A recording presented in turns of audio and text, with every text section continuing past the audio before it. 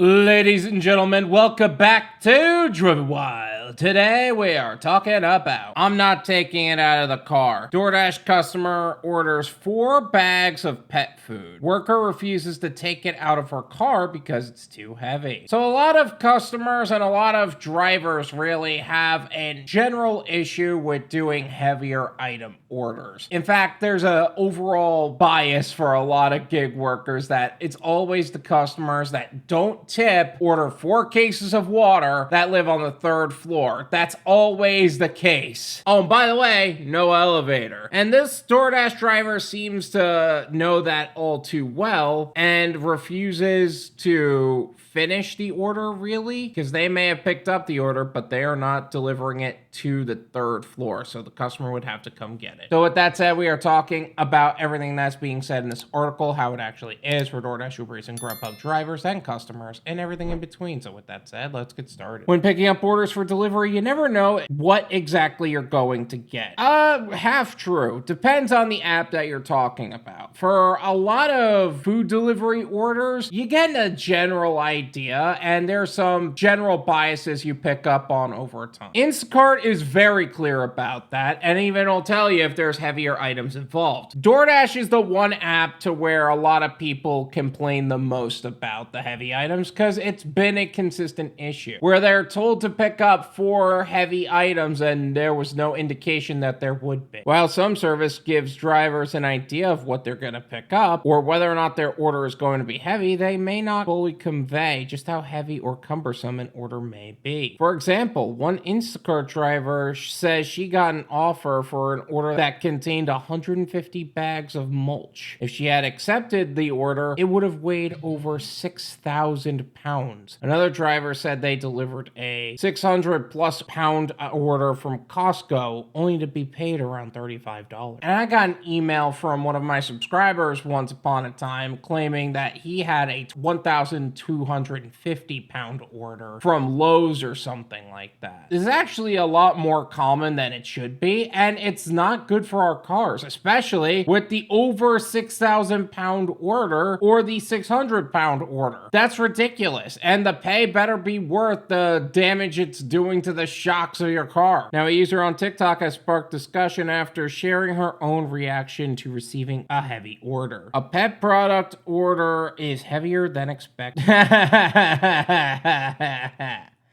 All right off the bat, I used to have 2 yellow labs, and I'll tell you what, the bags of dog food are ridiculous. You know what I'm saying? Like, they're always so heavy for no reason. Anytime I got an order from like Petco and they wanted me to pick up for a few bags of items, I needed a cart. I didn't want a cart, I needed a cart. And you should have a wagon on you at this point in case these kind of orders pop up. But getting something like that to the 3rd floor walk up would be really hard to do, to say the least. In a video with over 95,000 views, TikTok user Tajay at Sunday Rose showed herself sitting in her car. In the passenger seat are several large bags of pet products like dog and cat food. The things you do for content, huh? I'm going to leave our TikTok as well as her profile in the description so you develop your own opinions on the subject. When doing DoorDash, I never understand stuff like this because I'm not carrying this for y'all. I'm not taking it out the car. I didn't put it in the car. The cashier did. This is 100 and something pounds. I don't care. It's too hot. Then why did you take the order then? As a gig worker, if I knew it was going to be heavy items like that and I wasn't willing to do it, I wouldn't do it. Like, I go into these orders with the full understanding of what I'm getting into. Do I like it all the time? No. Do I do it? Yeah, because that's what I committed to. Now, that said, let's say that this was a apartment walk up. There's a lot of people that would just leave it at the bottom of the stairs instead of going all the way up. Or let's say it's an apartment complex, they'll leave it in the mail room or something like that, or the lobby. But I personally, speaking to me, I would be the one to bring it up there. To each their own, though. I know that, you're not supposed to be looking forward to a tip or whatever the hell. Like, okay, cool, I get it. But I know y'all not even about to tip me, and I'm probably gonna have to walk up step. Not gonna happen. Not happening.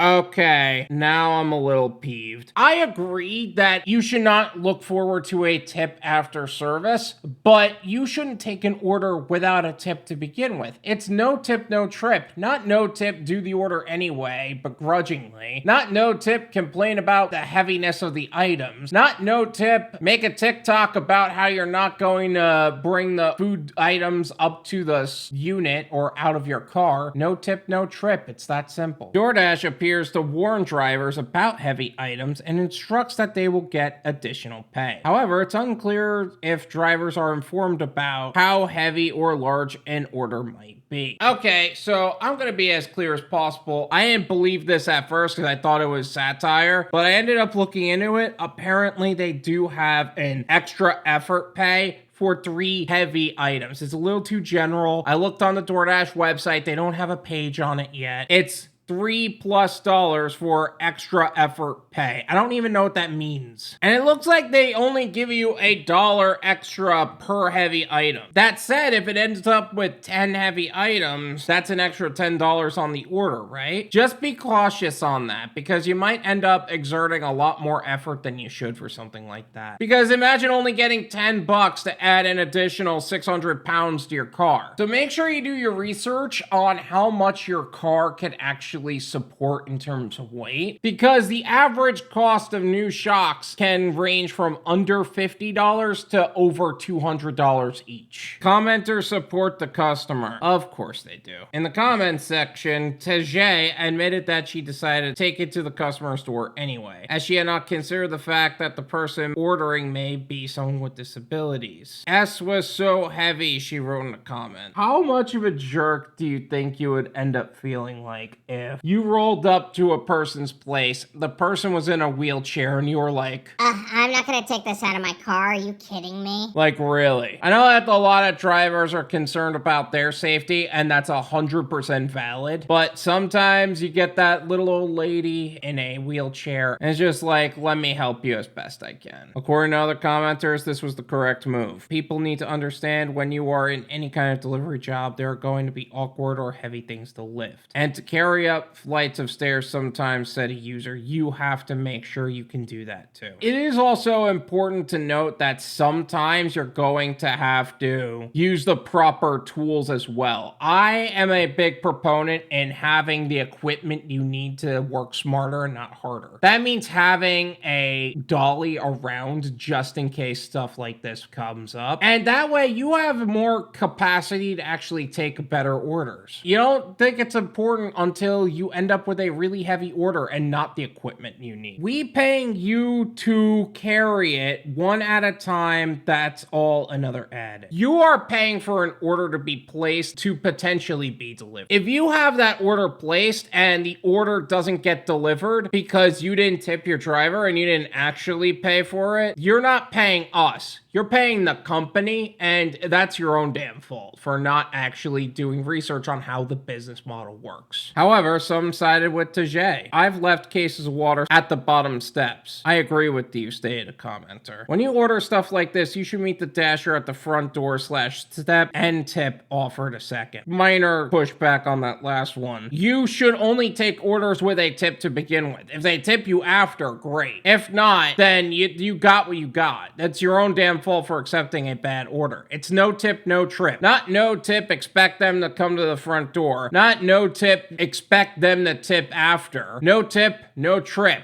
It's that simple. It's my opinion. It's worth what you pay for it. None of you pay me.